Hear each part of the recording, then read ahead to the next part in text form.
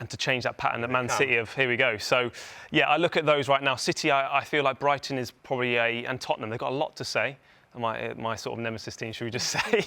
But Man City, Brighton, that's a tricky fixture. Liverpool again, Fulham away, Everton away. There's some tough fixtures. But Arsenal, I expect them to get as much points in those games. I really do. This is the time. It's like predicting is very difficult because anything could happen because you can replay. Why is so much fun making you do it? It's so much fun, Kelly. When you look at Man City's games, you know, but there's 4 away and 2 at home.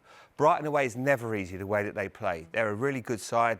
They're on the front foot. Arsenal made them, obviously a few weeks ago. Tottenham away, they've had a really poor record the last few years. West Ham at home, I think, is a good fixture.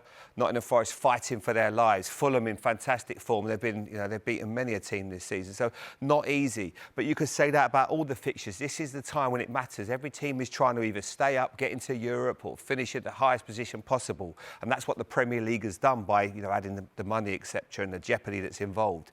But I look at those fixtures, it's not going to be. That's why I don't think anybody's going to say they're stay perfect. So you look at that 70%, and I know you have issues with the supercomputer. It's become personal now, but they've got City at 70%.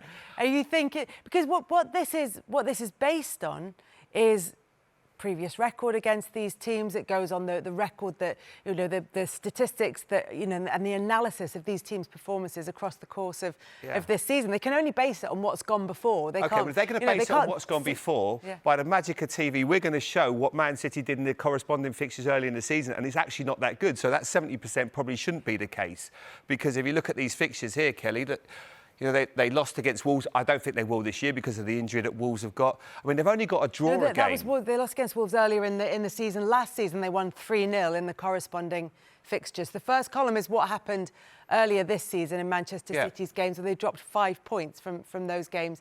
And last season, they dropped 7 points from these fixtures last season. Now, you've said several times you don't think Manchester City are the same for...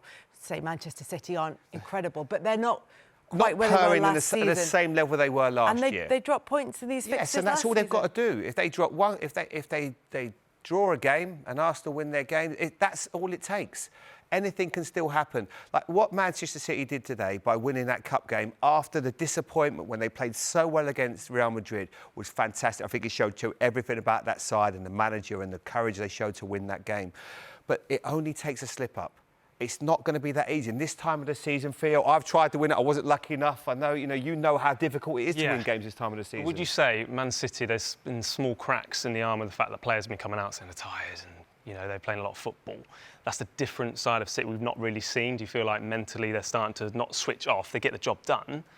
But I'm saying, is there a little crack in their armour, potentially? I would have said, after having watched that game, we watched it together earlier, I would say, looking at no, because that was a brilliant result for them, and it just showed you their character when they needed to grind something out.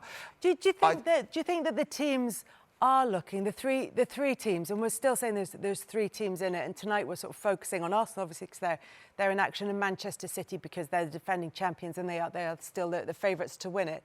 But do you think that those teams are looking tired because their players, their key players? And as much as you can say, teams need their players to stay fit in order to go through a season and mount a title challenge, but they've played a lot of minutes. And of those, right at the top, Virgil van Dijk accepted, the 6 of the top 7 are Arsenal players.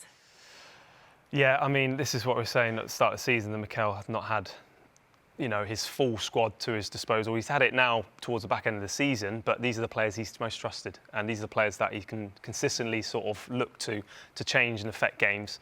And yeah, it's a lot of minutes played, but trust me, the players won't be complaining about it. You might see it physically, but they won't complain. They want to play, players, right? You don't want to be sitting on the bench. I have to be honest, I'm sure a Wednesday night there was a lot of Arsenal players feeling very sorry for themselves, feeling very tired, thinking, how on earth am I going to get myself up for the game against Wolves?